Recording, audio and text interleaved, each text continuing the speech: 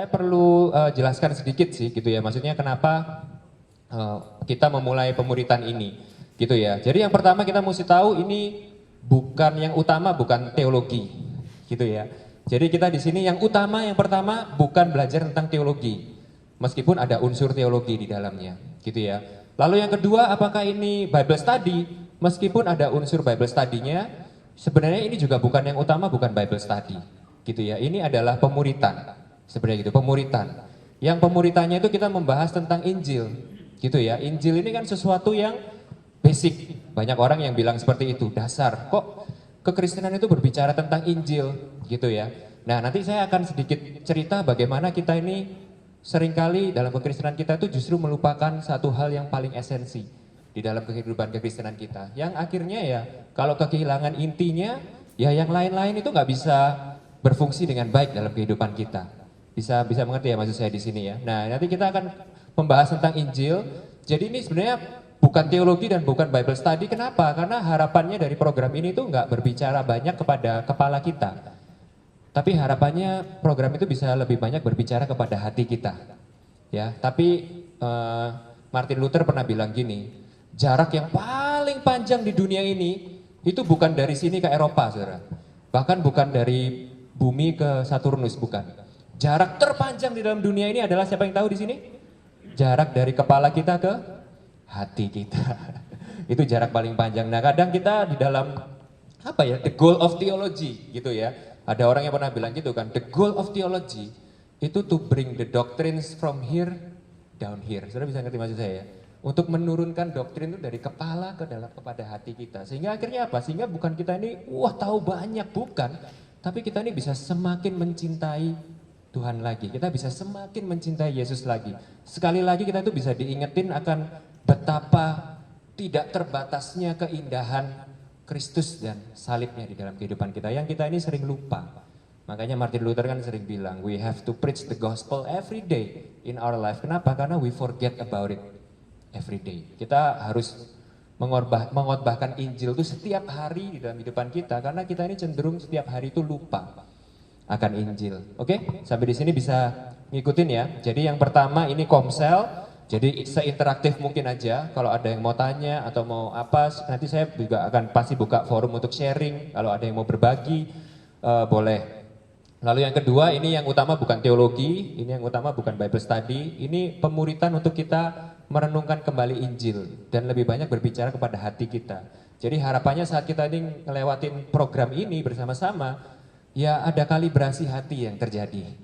Ada sebuah apa ya, mata hati kita ini bisa melihat sisi yang lebih dalam dan lebih besar akan siapa Tuhan dan membuat hati kita ini bisa melompat bersuka cita memuliakan Tuhan karena kita bisa melihat keindahan Tuhan yang luar biasa. Jadi harapan saya gitu. Kalau ada yang mungkin iman kekristenannya lagi lesu, terjebak dalam rutinitas, ini yang bahaya-bahaya biasanya justru pelayanan ini. Terjebak dalam rutinitas pelayanan. Nanti kita akan belajar tuh dari anak sulung, anak bungsu. Gimana sekali lagi kita tuh bisa diingatkan akan kenapa kita melayani. Betapa indahnya Tuhan yang kita layani. Dan betapa apa ya, agungnya kasihnya itu dalam kehidupan kita. Itu sih tujuannya. Ya, kalibrasi hati, bisa dapat perenungan-perenungan yang berharga, sekali lagi bisa melihat keindahan Tuhan di dalam hati kita. Nah, beberapa minggu lalu ada sebuah pertanyaan bagus sih dari salah seorang leader kami ya di tempat ini ya. Waktu kita pastoral night gitu ya. Oh, ini keadaan kan lagi berat. Apakah cocok untuk kita ini memulai sesuatu pembelajaran itu yang berat lagi bagi jemaat? Ini suatu pertanyaan yang bagus sih, very practical. Tapi kalau menurut saya itu kita justru butuh pemuritan tuh di saat-saat seperti ini. Gitu. Justru di saat-saat seperti ini hal utama yang paling kita perlukan itu adalah pemuritan.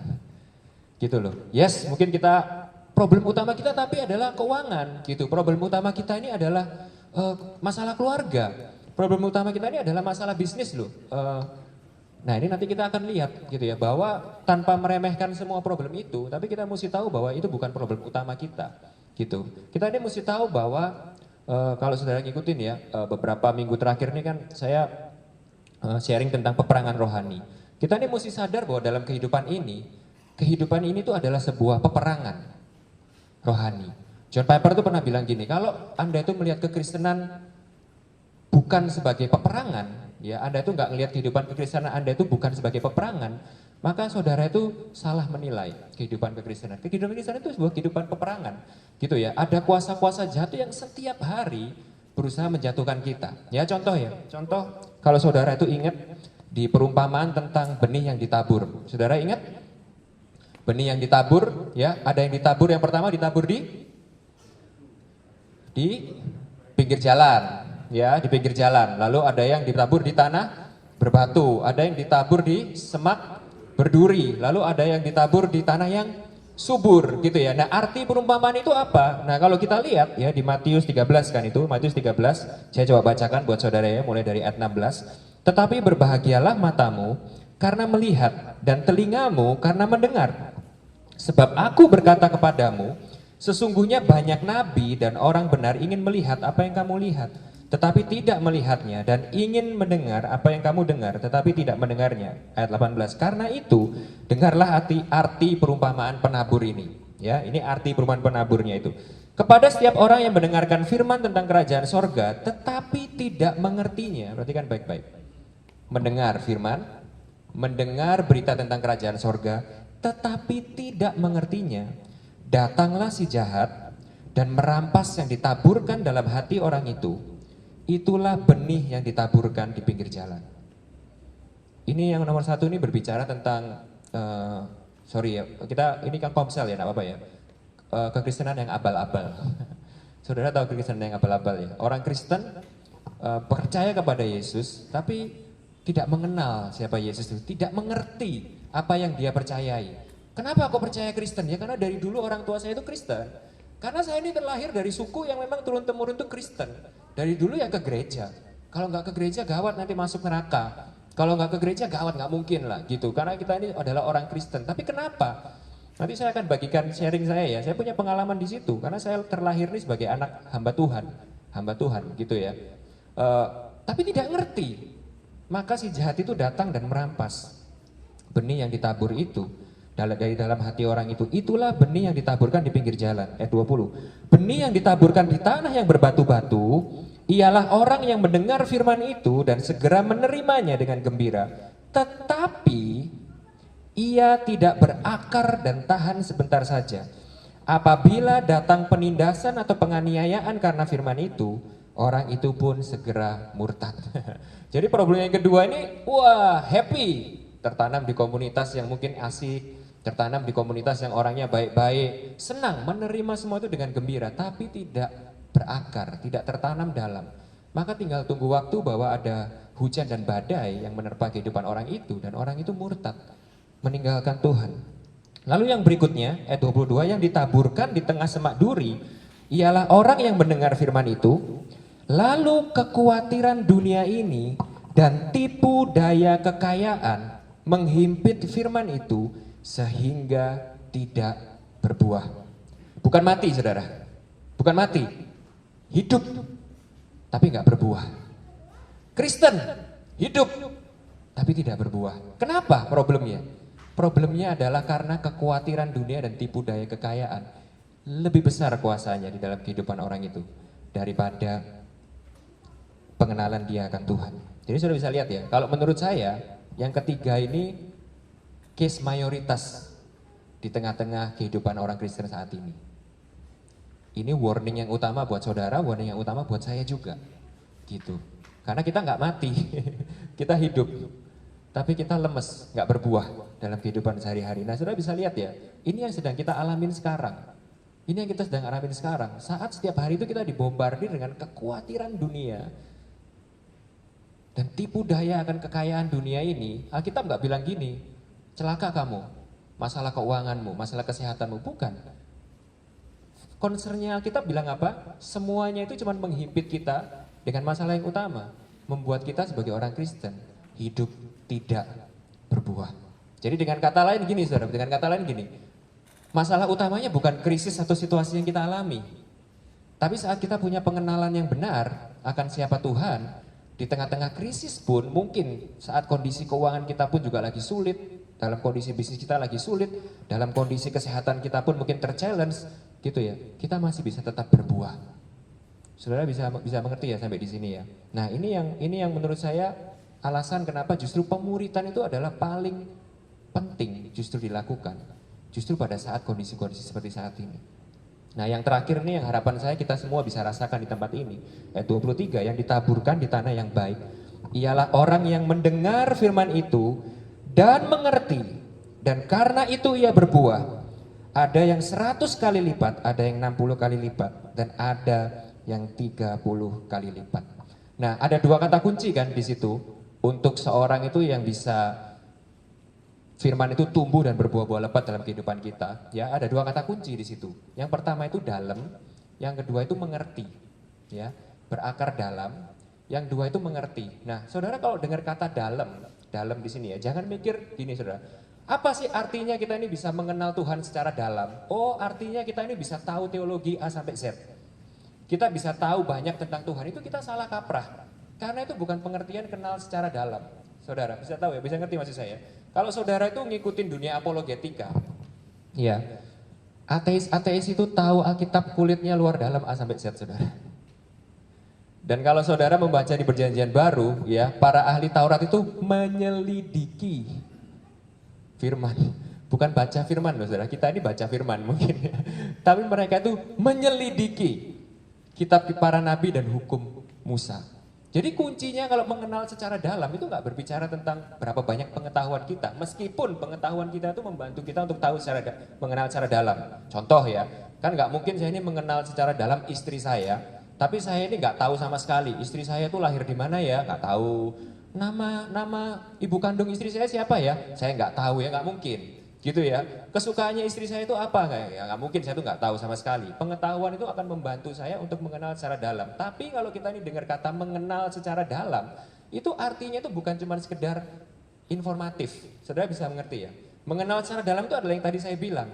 Pengetahuan itu dari sini turun ke sini. Sampai di sini bisa ngikutin saya? Lalu yang kedua, kata mengerti itu beda dengan kata tahu. Siapa di sini punya anak kecil? Punya seorang anak atau ya anak gitu, anak. Banyak lah ya punya anak ya. Saudara akan bisa ngerti maksudnya seperti ini. Antara anak Anda itu tahu Anda menyayangi dia, sama anak Anda itu mengerti kalau Anda itu menyayangi dia. Saudara bisa tahu bedanya enggak? Kamu tuh dimarahin gak nurut-nurut, kamu tuh tahu gak sih mama sayang sama kamu? Sering ya kayak gitu ya. Kamu tuh tahu gak sih mama tuh gak ngasih kamu gini. Kamu tuh tahu gak sih kalau mama tahu sayang sama kamu? Anak saudara pasti jawab apa? Tahu, mama tahu. Tapi dia tidak mengerti. Saudara mesti tahu bedanya antara tahu dan mengerti. Nah, jadi yang membuat kita ini dalam dan mengerti, itu akan kita ini pelajari hari itu adalah sesuatu yang namanya Injil. Injil itu yang akan membuat kita ini mengenal kasih Tuhan itu secara dalam. Bisa mengenal Tuhan secara dalam. Sama kita ini akhirnya mengerti tentang kasihnya, bukan tahu. Jadi kalau saya di tempat ini semua ini saya tanya ya, semua di sini tahu nggak Tuhan mengasihi Anda? Tahu. Saudara di sini semua tahu nggak bahwa Tuhan itu setia, tidak pernah meninggalkan Anda? Tahu. Tapi yang benar-benar bisa merasakan dan mempercayai dan memegang itu di saat masa-masa apapun dalam kehidupan kita adalah orang yang mengerti, bukan yang tahu. Melewati badai kehidupan yang gelap sekalipun mengerti bahwa Tuhan mengasihi kita. Tuhan setia, Tuhan tidak pernah meninggalkan kita, bukan tahu. Saudara bisa ngerti ya ini ya. Nah, jadi goalnya, kenapa kok justru butuh pemuritan? Melewati masa-masa sulit gini, yang membantu supaya kita ini bisa lebih mengenal secara dalam dan mengerti Tuhan dan kehendaknya di dalam hidupnya, dan kasihnya di dalam kehidupan kita. Oke? Nah, itu yang harapan saya. Kita kenapa melakukan program pemuritan ini, dan itu goalnya. Kenapa kita akan merenungkan tentang Injil. Nah, saya akan mulai pembacaan kitab, pembahasan kita tentang Gospel in Life. Saya akan mulai dengan kata ini. Injil. Ini kayak Anda itu ke restoran Indonesia terus Anda berkata nasi putih. Sesuatu yang obvious, pasti, sangat umum sama kita, tapi sangat sulit dijelaskan. Jelaskan apakah arti nasi putih itu, gitu ya. Nah, saya akan tes coba ya. Saya mungkin bisa minta sukarelawan gitu ya, saya tunjuk aja 3 orang gitu ya, untuk menjelaskan arti kata Injil buat saudara. Yang pertama mungkin saya minta tolong Dian, karena saya tahu Dian nggak mungkin marah sama saya. Oke, Dian coba kamu jelasin, Injil itu menurut kamu apa? Nggak ada salah, nggak ada benar, tidak direkam, tidak diskors, tidak mengurangi, mempengaruhi status pelayananmu di tempat ini, apalagi status keselamatanmu. Kalau dengar kata Injil, bagaimana Anda bisa ya menjelaskan itu menurut Anda, Injil? Nggak bisa dia menyerah? Hah? Firman Tuhan. Oke, sudah itu aja? Oke, Om Bambang. Karena saya tahu Om Bambang orangnya sabar dan murah hati. Kalau Injil menurut pengertian saya itu misalnya apa, berisi firman Tuhan, terus hukum-hukum Taurat. Firman Tuhan ya, jadi firman ya. Kenapa kok Al-Quran itu nggak dibilang Injil? Injil Islam. Kan sama-sama firmannya, sama-sama peraturannya. Ya bisa meminta bantuan istri. Ini kayak kuis itu. Enggak Om, ini enggak ngetes kok. Ini cuman ini apa menggali, ini menggali. Gospel, wah, arek gospel. Ini yang ini itu adalah definisi dari terjemahan dari kata Injil ya, bahasa Inggris gitu ya. Ya, unita mungkin. Perkataan Tuhan sendiri, firman gitu ya. Oke.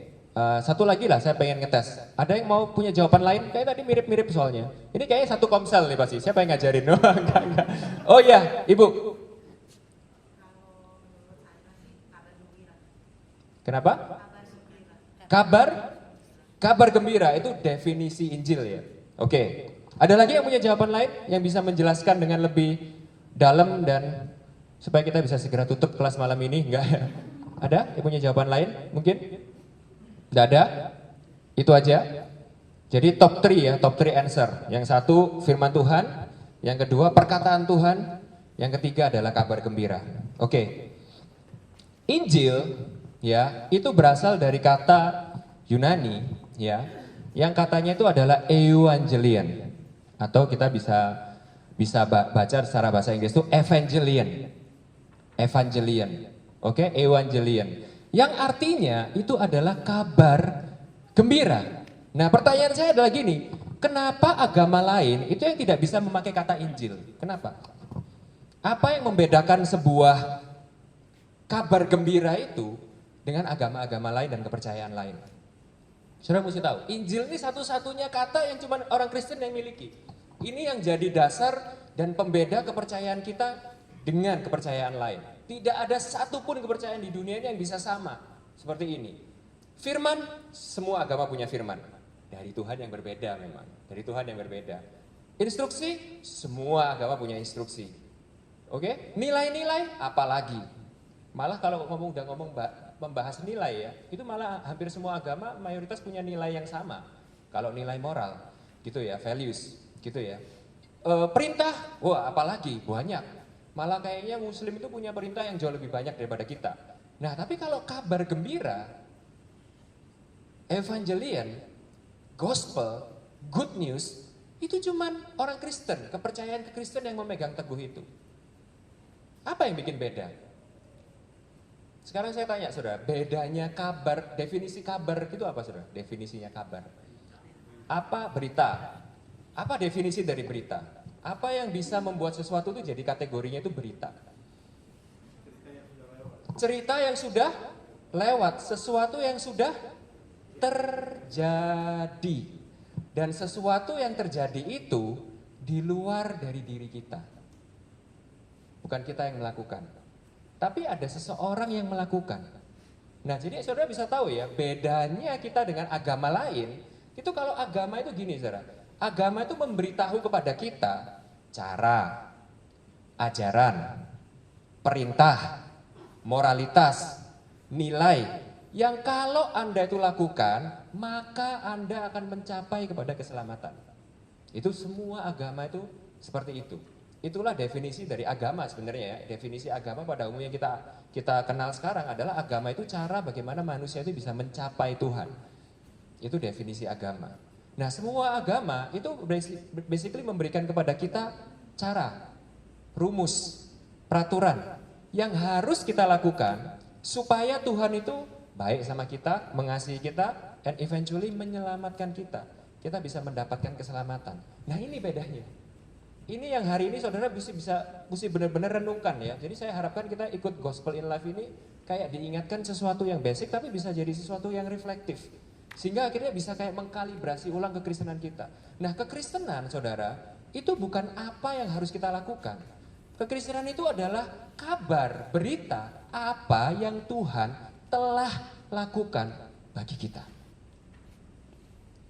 Dan tidak ada satupun yang bisa kita lakukan untuk menggantikan apa yang Tuhan itu sudah lakukan bagi kita. Keselamatan, tidak bisa. Keselamatan nanti kita akan lihat bagaimana narasi Alkitab itu berbicara bahwa manusia itu sudah gagal di dalam dosa. Sama sekali tidak ada satupun manusia itu yang bisa menyelamatkan dirinya.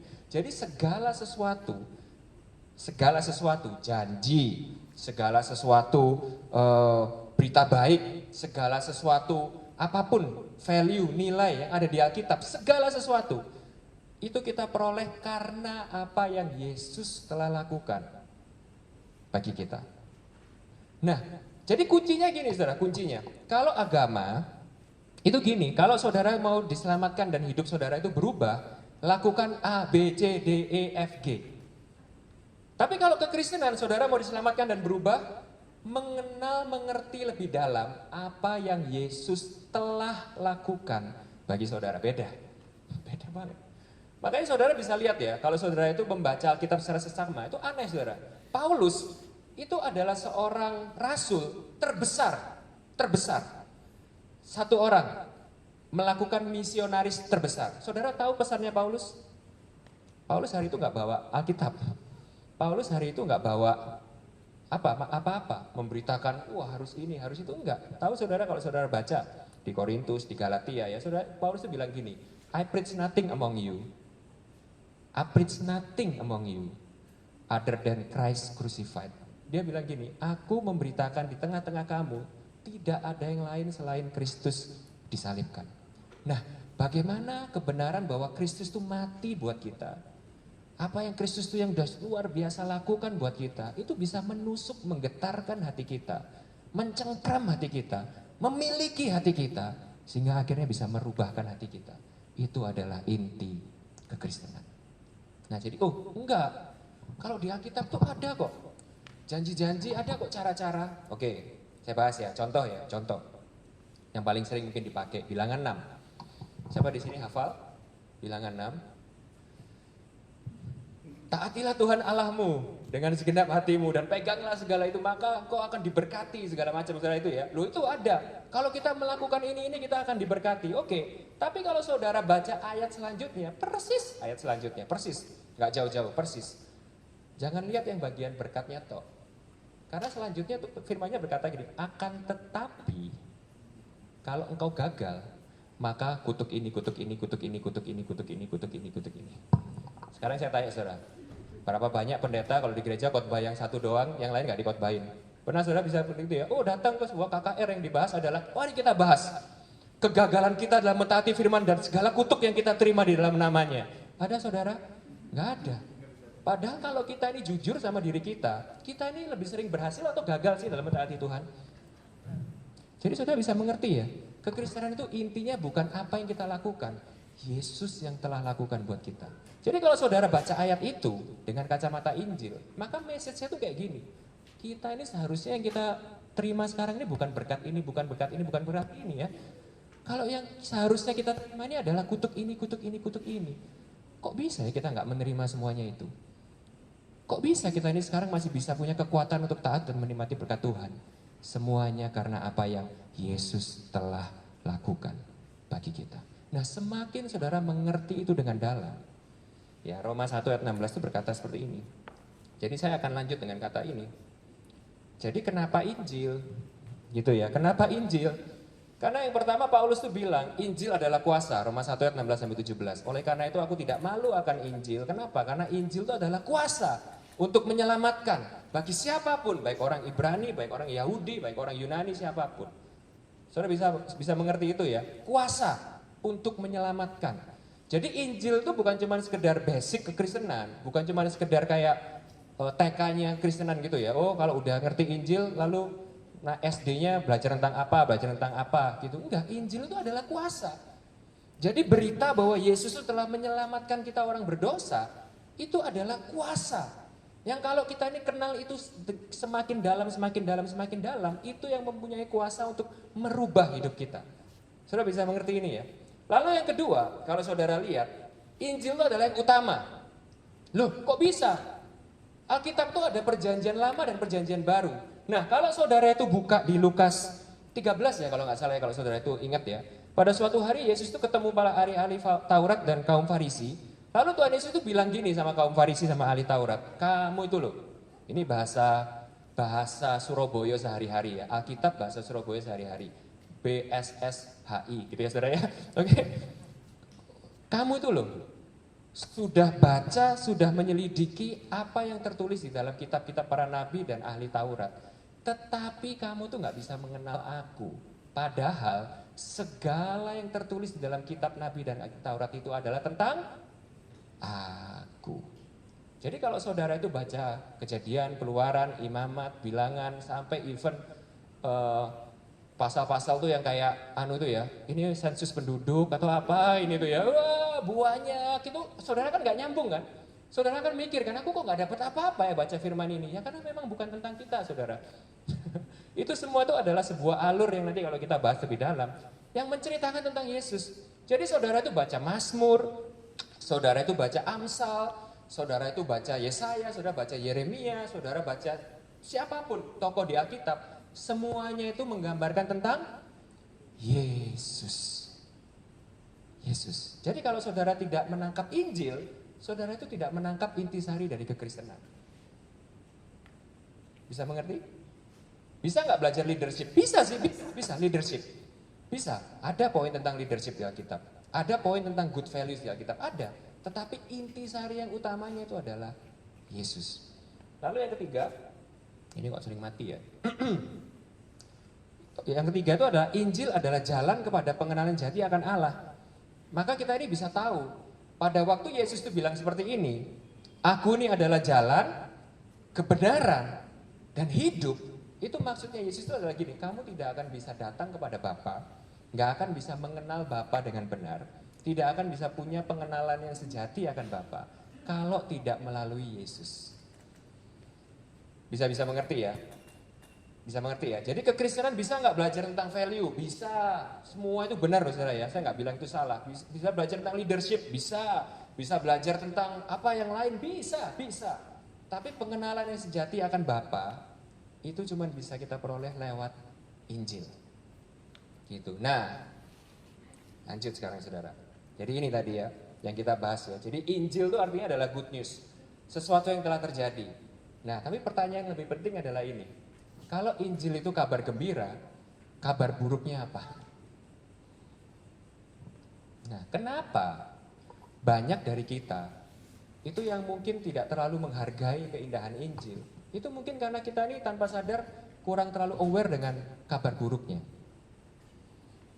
Saudara bisa mengerti ini ya? Saudara bisa mengerti. Nah, saya cerita saudara. Saya cerita sedikit di sini, saya cerita. Saya ini lahir sebagai anak pendeta.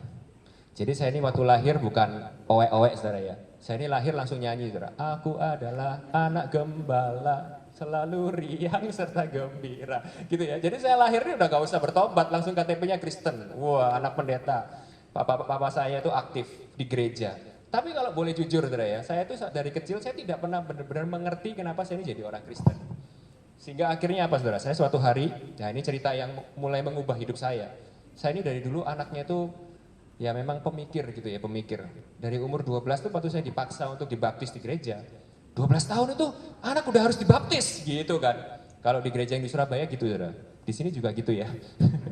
12 tahun harus dibaptis. Kenapa? Oh ya karena Oh, ya karena gitu peraturannya gitu ya. Wah, oke dah. Nah, mami saya, by the way ini rekaman jangan dikasih ke mami saya ya. Oke. Eh, Mami saya waktu di mobil saya mau dibaptis umur 12 tahun gitu ya. Mami saya tuh bilang gini sama saya. Saya duduk di belakang, mami saya ngadep di belakang bilang gini, "Ko." Dia manggil saya Koko gitu ya, Koko. Padahal saya ini anak tunggal, Saudara. Tapi saya ini dipanggil Koko karena mami saya dulu punya anak yang meninggal sebelum saya. Gitu ya. "Ko, apa? Kamu nanti ya waktu dibaptis ya, kamu nanti pasti akan ditanyain sama Pak Kris." By the way dulu Pak Kris Da Costa itu yang di Surabaya masih jadi yang suka baptis-baptis di Betani Surabaya ya. Di Surabaya gitu ya. Kamu kalau ditanyain Om Kris ya, kamu pasti akan ditanyain kayak gini. Kamu dibaptis ini kenapa? Atas kemauanmu sendiri atau karena orang tua yang menyuruh? Kamu jawab ya kok ya, karena kemauanmu sendiri. Oke?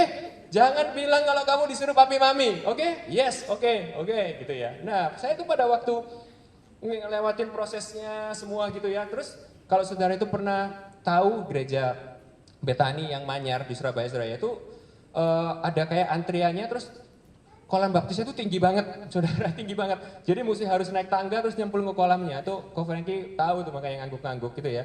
Nah, pada waktu saya lagi ngantri, nunggu giliran saya, oke, nunggu giliran saya dibaptis, itu di depan saya kan saya ngeliat kan prosesnya mereka. Sebelum nyemplung kolam itu ditanyain gitu ya, ditanyain. Sampai akhirnya tinggal sisa 2 atau 3 orang di depan saya. Nah yang di depan pertama ditanyain, "Kenapa kamu mau dibaptis?" Sambil nangis-nangis gitu. "Iya, Tuhan Yesus baik.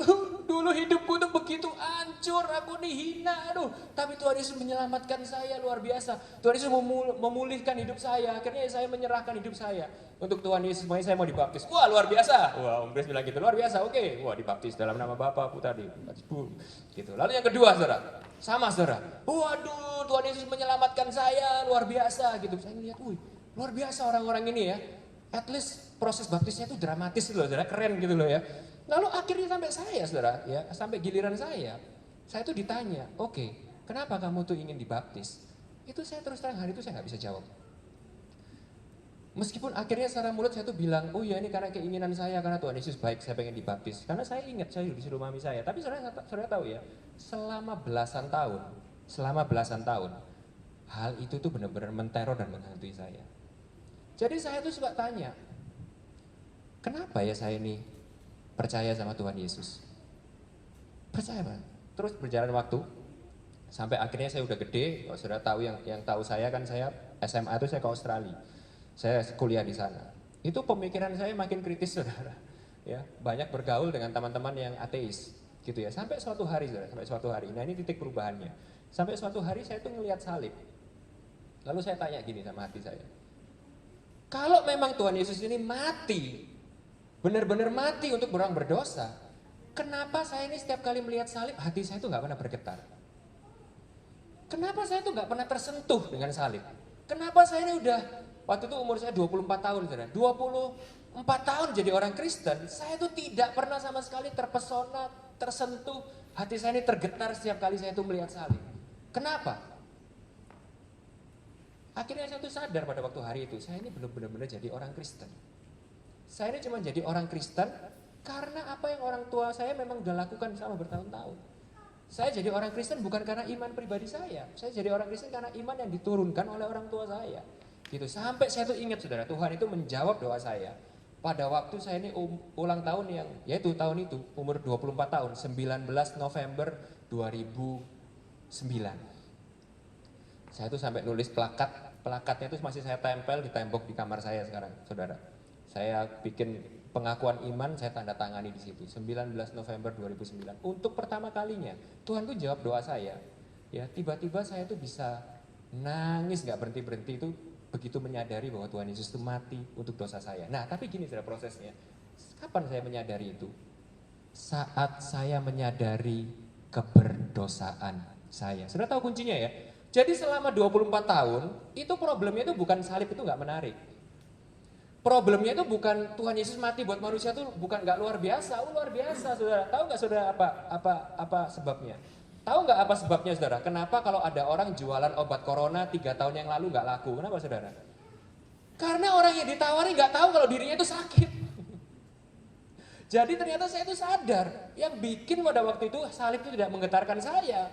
Bukan karena itu nggak luar biasa. Tapi yang di pikiran saya Tuhan Yesus itu mati buat orang-orang itu loh, yang pemerkosa, pembunuh, itu loh teman saya yang nggak naik kelas, yang kurang ajar itu sama mamanya. Saya ini orang baik-baik. Yang saya ini tidak membutuhkan kasih karunia. Nah tapi hari itu, revelation yang Tuhan kasih kepada saya, itu yang memutar balikan kehidupan saya. Yes, saya bisa melihat salib itu luar biasa. Tapi yang Tuhan kerjakan dalam kehidupan saya itu bisa tiba-tiba sadar akan keberdosaan saya. Nah, kesadaran saya itu yang hari ini akan saya sharingkan kepada saudara. Ingat saudara, saya ini anak gembala, anak hamba Tuhan. Dari lahir sampai saya remaja, saya ini gak pernah aneh-aneh saudara, bener. Nakal saya ini nakal normal, gak pernah bunuh orang, gak pernah narkoba, saudara bener saudara. Saya ini anak baik-baik, percaya saya saudara. Ya, saudara kalau cek saya di pemerintah itu saya gak punya rekod kriminal, gak ada saudara ya. Gak pernah saya macem-macem. Nah, tapi bukan berarti saya ini bukan orang berdosa. Nah hari itu Tuhan Yesus itu bukakan hati saya, mendefinisikan ulang arti kata dosa itu di dalam hati saya. Nah saat saya ini sadar akan kabar buruknya, maka kabar baik itu jadi begitu indah dalam kehidupan saya. Saudara bisa mengerti ya? Nah ini kalibrasi yang pertama. Perlindungan pertama. Kalau kita percaya bahwa Yesus Tuhan adalah juru selamat, kalau kita percaya bahwa pengorbanan dan karya keselamatan dia itu luar biasa, maka syarat pertama yang kita ini mesti punya hari ini, syarat pertama dan syarat utama yang kita semua mesti punya hari ini adalah kita mesti menyadari bahwa kita ini adalah orang-orang berdosa yang tidak bisa menyelamatkan diri kita sendiri. Tidak ada kekristenan yang sejati yang tidak bermula dari situ. Saya ulangi ya, tidak ada kekristenan sejati yang tidak bermula dari hati yang hancur, hati yang bobrok, melompat gembira menerima kabar baik bahwa Yesus datang ke dunia menyelamatkan orang-orang berdosa. Saya tahu kita tinggal di sebuah negara yang secara culture sangat mudah untuk kita menjadi orang Kristen. Saya tahu kita berada di suatu tempat yang kita ini bisa jadi orang Kristen dengan banyak alasan. Saya tahu, karena keluarga, karena ras, karena suku, karena alasan sosial ekonomi, karena apapun. Karena kita pacaran lalu menikah dengan orang Kristen.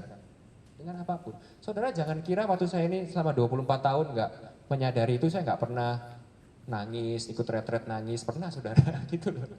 Tapi kekristenan saya itu gini loh. Bisa ngerti ya? Ikut retret nangis, padahal ya kalau nonton drama Korea juga nangis, ada apa bedanya gitu ya. Cuman tersentuh secara emosi, saudara bisa ngerti ya. Tapi sadar, kita ngerti betul bahwa hati kita itu tidak tertusuk dengan kabar gembira akan kedatangan Yesus ke dunia ini. Oke, sampai di sini bisa ngikutin? Kalau ada yang mau tanya, ada yang mau nyanggah, ada yang mau cerita, boleh saudara. Tapi jangan cerita lebih daripada apa yang saya sharingkan ya saudara ya. Saya mau cerita, tiba-tiba cerita, setengah jam. Waduh saya nggak keburu nanti. Ada tapi nggak apa-apa. Kalau ada yang mau cerita, ada yang mau sharing. Nggak ada Bu Esther sih ya. Kalau ada Bu Esther pasti beliau sharing. Nah, jadi what is the bad news? Nah, kita belajar narasi Alkitab ya. Gitu. Siapa di sini pernah baca sekali, at least sekali? Alkitab tuh urut dari Kejadian sampai Wahyu. Pernah, Om Bobi pernah. Oke, Tante Lili pernah, Ko Franky pernah. Good. Cik Gioling pernah. Urut loh ya, urut. Jadi bener-bener kayak baca buku cerita. Ya. Loh, emangnya Alkitab tuh secara narasi kronologisnya tepat? Enggak sih. Tapi sudah dikanonisasi sedemikian rupa sehingga ceritanya itu narasinya itu konsisten. Sudah bisa ngerti ya. Jadi kalau secara kronologis enggak pasti ya mati Yesus sebelum Lukas, lalu habisnya Lukas tuh enggak gitu sih secara kronologis. Kebanyakan mayoritas ya, secara kronologis urut. Tapi itu dikanonisasi sedemikian rupa sehingga alur ceritanya itu jelas. Nah, kalau saudara itu baca cerita dari Kejadian sampai Wahyu, ya. Jadi misalnya saudara saya suruh baca. Oke, bacalah buku cerita ini dari bab 1 sampai habis. Lalu setelah itu saya suruh saudara itu merangkum. Ayo ceritanya tadi apa? Gitu ya. Maka saudara itu akan bisa merangkum sebuah narasi kan. Oh, ceritanya Alkitab itu ini. Nah, ini saya rangkumkan buat saudara. Jadi saudara yang belum pernah baca Kejadian sampai Wahyu, saudara tidak usah membacalah Awas loh ya. GKM dan Gembala Sektor saudara ngeliatin, awas ya. Baca saudara, harus pernah baca supaya feelingnya itu beda gitu ya. Saya ini pernah guyonan sama satu orang. Ada satu hamba Tuhan bilang gini, kamu kalau belum pernah ziarah ke Israel, wah wes bocah, kamu tuh belum dapat benar-benar nangkep, ngerti kekristenan itu seperti apa, gambaranmu tuh enggak komplit. Waduh, nggak pernah. Terus dia bilang sama saya gini, wes kalau kamu belum pernah ke Israel, at least yang pertama satu, apa? Bacaan Kejadian sampai Wahyu, wes gitu ya. Oke, jadi kalau saudara belum baca Kejadian sama Wahyu, nggak usah ke Israel dulu saudara ya. Oke, ke Palestina dulu boleh saudara, sebelahan itu. Ya, oke, guyon. Ya, jadi kalau kita ini baca alurnya ya, urut gitu ya. Ini agak kecil, jadi saya coba gambar dengan besar gitu ya. By the way, gini saudara ya, saya lupa jelasin sih. Tapi ini yang saya lakukan juga pada waktu kelas Gospel in Life yang batch 1 kemarin. Jadi saya tuh sharing memang tidak persis seperti buku. Harapan saya memang enggak. Kenapa? Karena saya tuh pengen saudara punya perjalanan sendiri dengan buku tersebut. Gitu ya. Nah, yang saya sharingkan ini itu kayak lebih kayak background, pembantu gitu saudara. Poin-poin yang saudara itu bisa lebih mengerti saat saudara itu baca buku ini.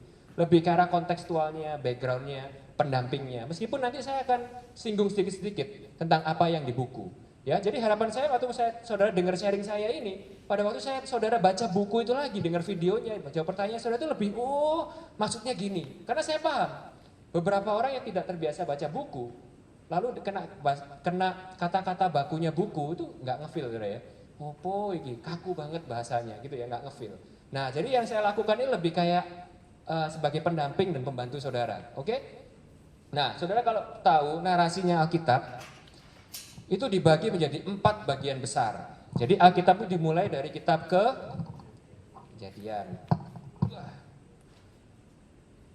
Kejadian. Ini bahasa teologisnya.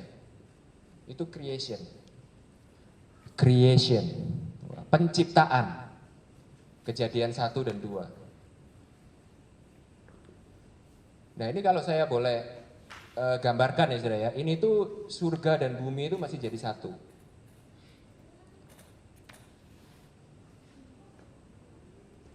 Tuhan menciptakan semuanya itu sempurna, baik, sangat baik. Oke? Creation, Kejadian 1 sampai 2. Betapa bodohnya kita, nggak butuh jauh-jauh saudara ya, cuman 3 pasal kemudian ya, kita masuk dalam sebuah periode yang namanya itu the fall. Kejatuhan. Fall. Kejatuhan. Kapan ini saudara? Kejadian 3. Pada waktu Adam dan Hawa lebih memilih ciptaannya daripada penciptanya. Pada waktu Adam dan Hawa lebih memilih untuk jadi Tuhan atas dirinya sendiri daripada di bawah otoritas dan kedaulatan Tuhan. Pada waktu Adam dan Hawa memilih dan merasa lebih tahu dan mengerti apa yang terbaik buat mereka, lebih daripada apa yang Tuhan rencanakan dalam kehidupan mereka. Kejadian 3, itu terjadi periodenya itu periode the fall, kejatuhan. Nah, ini apa yang terjadi? Ini surga dan bumi terpisah, saudara. Surga dan bumi terpisah. Lalu kalau saudara itu baca Roma 3 ayat 23, nah ini baptisnya saudara, baptisnya. Roma 3 ayat 23, ayo kuis berhadiah. Siapa yang hafal ayatnya apa? Roma 3 ayat 23. By the way, sorry ini saya gayanya agak anak muda sedikit, gak apa-apa ya. Gak apa-apa ya, ibu-ibu, bapak-bapak. Ayo siapa yang hafal? Roma 3 ayat 23. Karena semua orang telah berdosa dan kehilangan kemuliaan Allah. Semua, definisi semua itu adalah gini saudara. Dari sini sampai sini, dah. Itu definisi semua. Including kita. Nah saudara, saya kasih ilustrasi ya. Kalau orang tua saudara itu rambutnya keriting, kulitnya hitam, matanya besar, ada kemungkinan enggak saudara itu lahir dengan kulit yang putih dan rambut yang lurus? Kalau saudara dilahirkan dengan papa mama yang matanya itu kayak orang, kamu tuh bangun atau tidur aku nggak tahu gitu saudara ya, sipit gitu, mungkin nggak saudara? Saudara itu lahir dengan mata yang belok. Mungkin, wah jangan-jangan ketukar di rumah sakit gitu ya saudara. Nggak mungkin, benar nggak saudara? Kita tuh tidak bisa menghindari apa yang diturunkan dari yang di atas. Saudara bisa mengerti ya? Nah yang terjadi adalah gini, pada waktu Adam dan Hawa ini jatuh dalam dosa, kalau saudara baca di Roma berapa itu ya? Karena dosa masuk ke dalam dunia ini lewat satu orang, Semua ini jatuh di dalam dosa. Semua ini terkontaminasi dosa. Nah, belajar apologetika dikit ya saudara ya. Kalau ada pertanyaan gini, Tuhan itu nggak fair. Kenapa bisa ada bayi yang baru lahir itu langsung dilahirkan cacat? Kan nggak fair. Bayi ini kan belum berbuat dosa. Nah, ini definisi dosa yang pertama yang saudara mesti tahu. Dosa itu bukan apa yang kita perbuat. Dosa itu sudah menjadi identitas kita. Jadi tidak ada satupun makhluk di bumi ini yang keluar dari rahim ibunya. Bahkan belum keluar dari rahim ibunya. Daud pernah bilang ini, bahkan aku sebelum lahir, aduh terkutuk sudah aku di dalam. Itu artinya itu apa saudara? Tidak ada satupun yang setelah Adam dan Hawa itu yang lolos dari kontaminasi dosa. Tidak ada. Jadi tidak butuh seorang bayi untuk berbuat dosa. Untuk dia itu bisa dilahirkan menjadi seorang pendosa. Saudara bisa mengerti ya ini ya? Saudara bisa mengerti ya ini ya? Jadi kenapa kok ada bayi yang bahkan belum berbuat dosa dilahirkan kok sudah cacat? Tidak perlu berbuat dosa. Karena setiap daripada kita itu sudah dilahirkan menjadi orang yang berdosa. Contoh, siapa di sini punya anak kecil? Yang sekarang ini lagi seumuran 5-6 tahun. Oh ada ya Om Frankie ada, beberapa di sini ada. Nah, saudara saya tanya ya, ini curhat antara orang tua. Kita orang tua ini masa pernah ngajarin anak kita berbohong? Gak pernah ya kayaknya ya. Hai anakku, tuluslah seperti merpati, cerdiklah seperti ular. Kamu ada waktunya kamu perlu berbohong gitu ya. Ini comot-comot ayat lagi gitu ya.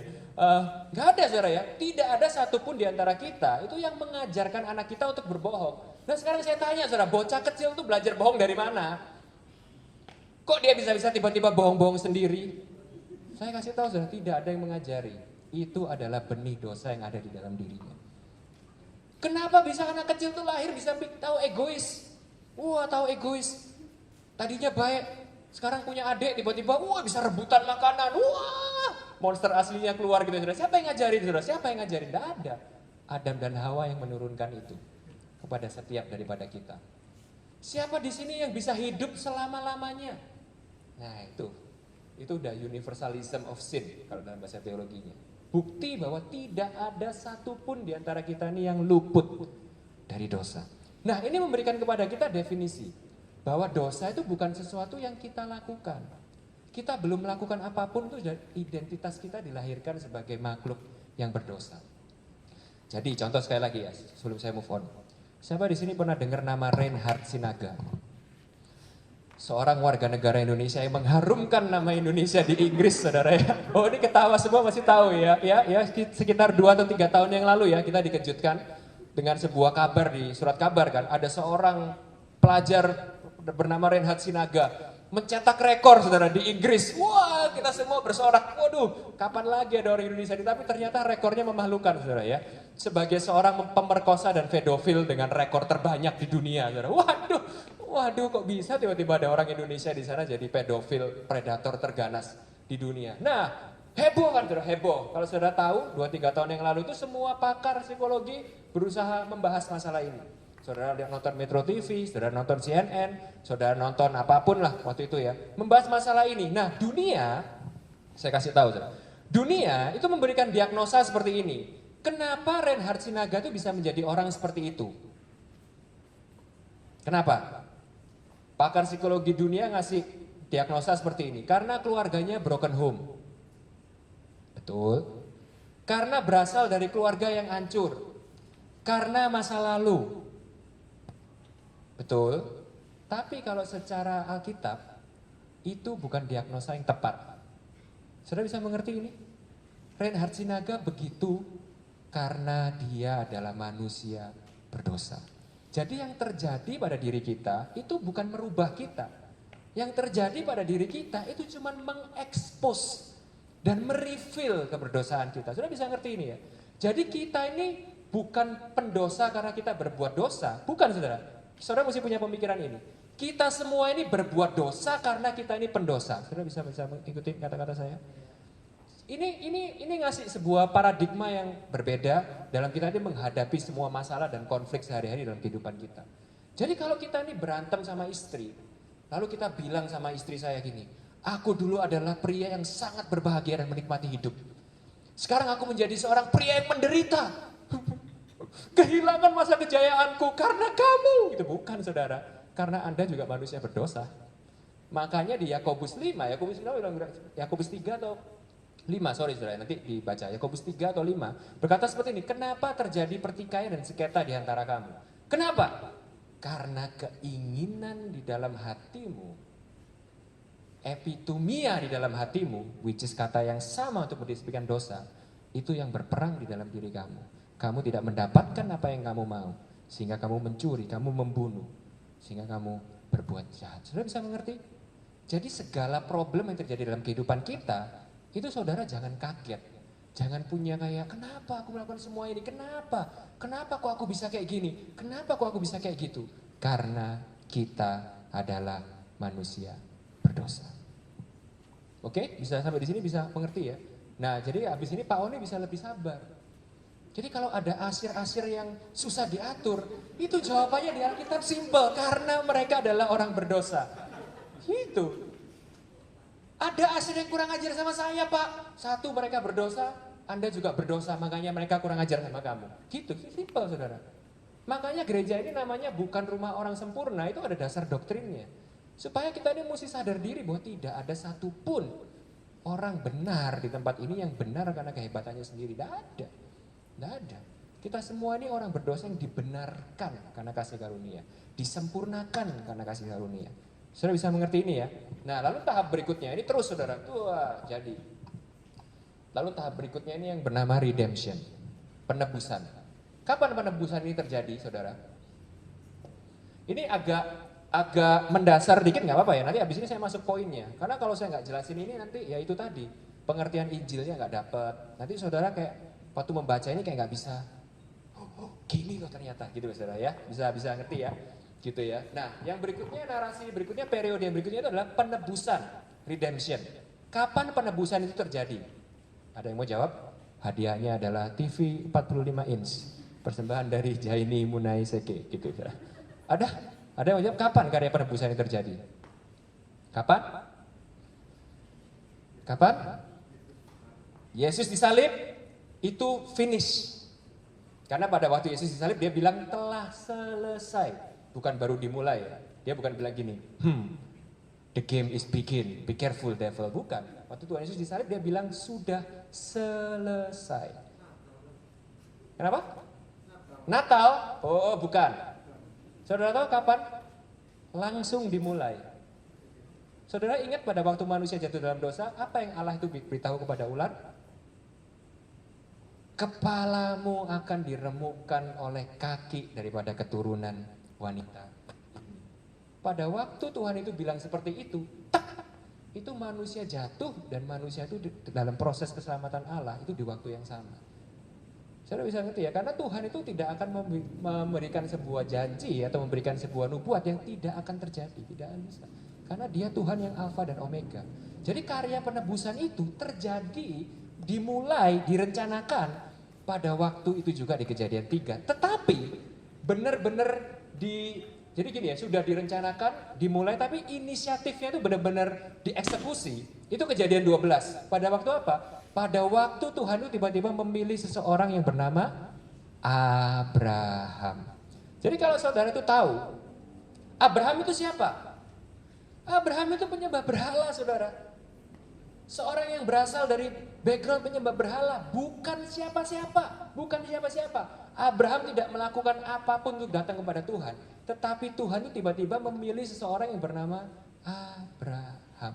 Untuk dijadikan apa? Untuk dijadikan lewat dia, keturunan Israel yang baru akan dilahirkan. Saudara ngerti? Jadi ini saudara mesti nangkep ini. Bahwa kasih karunia, kita ini diselamatkan oleh kasih karunia, itu benar-benar inisiatifnya Tuhan itu dari awal. Dari awal. Kontribusi manusia itu cuma satu, jatuh di dalam dosa. Terus itu saudara, tidak ada lagi. Tidak ada lagi kontribusi kita yang lain. Tidak ada. Tuhan, aku akan datang kepadamu. Nggak ada saudara. Tuhan tuh pernah nunjukin sekali ya saudara ya. Sampai dihabisin semua, disisain cuma satu Nuh. Disisain cuma satu Nuh. Oh karena Nuh itu baik. Apanya baik? Langsung tidur sama anak-anaknya. Tidak ada kontribusi satupun manusia di dalam keselamatan Allah. Tidak ada. C.S. Lewis pernah bilang seperti ini. Satu-satunya kontribusi kalau kita ini datang kepada Tuhan adalah dosa-dosa kita yang membuat kita ini datang kepada juru selamat kita. Tidak ada kehebatan dan keagungan kita sama sekali. Jadi somehow tiba-tiba di dalam Kejadian 12 ini Tuhan memilih seseorang yang namanya Abraham. Dan Abraham ini juga bukan orang yang hebat. Kalau itu pun terjadi, kalau saudara baca di Ibrani 11, Ibrani 12 itu ya, itu terjadi karena Tuhan setia kepada Abraham, bukan karena Abraham setia kepada Tuhan. Kalau saudara baca, Abraham itu udah berkali-kali, saudara, udah aduh lama nih, nggak punya anak, wah pembantuku cantik nih. Dulu padahal belum ada inem pelayan seksi ya saudara ya. Belum ada inem pelayan seksi. Wah, berusaha dengan caranya sendiri. Lalu setelah itu apa? Wah, sempat berbohong, nipu, sempat ini. Waduh, tapi tetap akhirnya terjadi. Itu pun saudara, saya kasih tahu ya. Andaikan. Abraham itu orangnya baik, oke? Andaikan orangnya itu baik, saudara. Andaikan orangnya itu baik. Saya tanya sama saudara ya. Apa yang opa-opa umur 100 tahun mandul bisa lakukan untuk punya anak? Bes. Baik dah Abraham, baik. Saya kasih saudara dah, Abraham baik orangnya, rajin ke gereja. Tapi apa yang opa-opa mandul umur 100 tahun bisa lakukan untuk dia punya anak? Saya tanya sama saudara. Itu dari awal kita ini sudah dikasih tahu Injil. Saya bisa lihat ini sekarang. Dari pertama sudah langsung diberitakan Kristus. Yaitu apa? Tidak ada yang manusia itu bisa lakukan untuk memperoleh keselamatan. Tidak ada. We are hopeless in our sin. Hopeless. Efesus 3 Paulus bilang gini, kita mati di dalam dosa kita. Itulah kita, mati di dalam dosa kita. Tetapi Tuhan menghidupkan kita. Rahimnya Sarah yang mati itu adalah gambaran kita yang mati di dalam dosa. Mati, saudara mati. Saudara kalau udah punya kakek nenek usia 190 tahun ya, datang ke Pak Michael minta didoain, Pak tolong doain supaya saya punya anak. Rahimnya udah mati, umurnya 190, satunya 100. Kira-kira Pak Michael gimana saudara? Ini mumpung gak ada orangnya di sini. Tapi kalau saya rasa ya, aduh ibu terima aja kedaulatan Tuhan, ibu tidak mungkin punya anak. Benar gak saudara ya? Tapi itu yang Tuhan lakukan. Lewat Abraham, menunjukkan kepada kita karya keselamatan Yesus yang full kasih karunia di dalam kehidupan kita. Dari Kejadian ke-12 ini, sempurna lewat Yesus. Ini surga dan bumi mulai menyatu.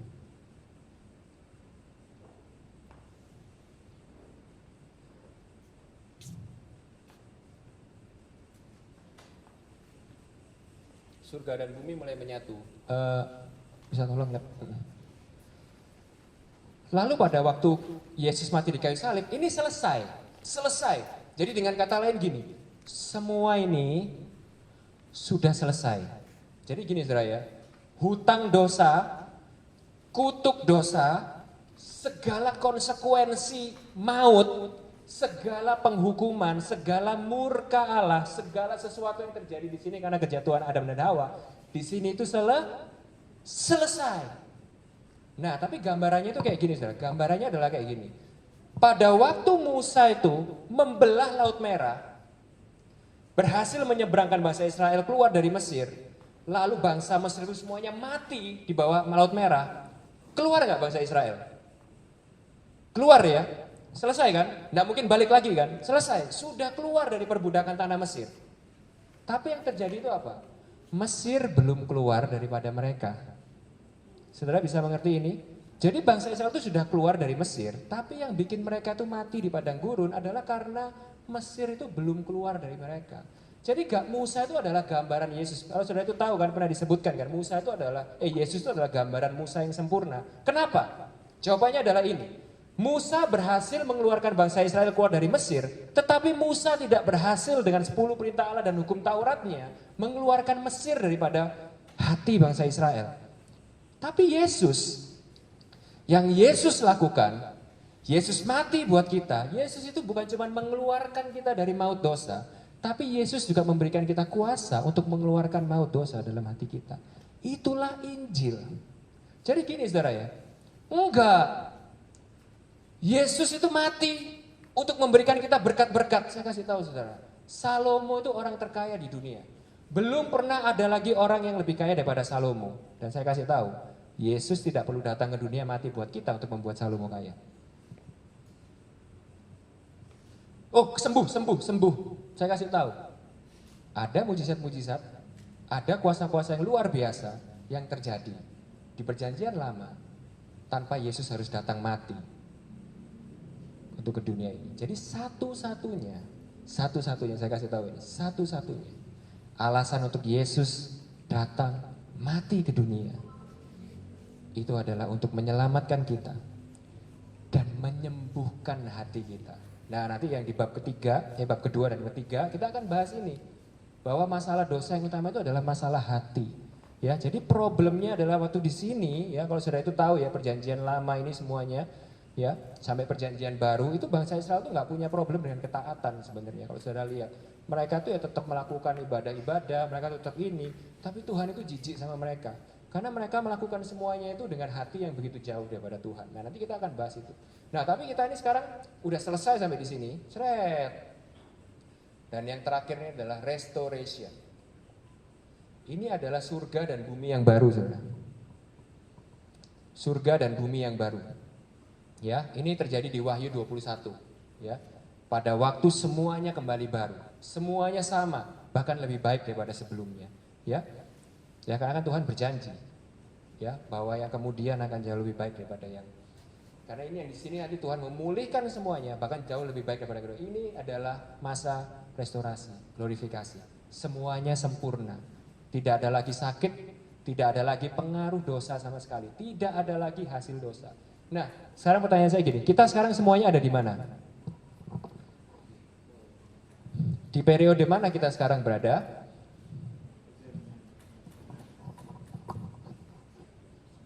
Kita sekarang semua berada di sini, saudara.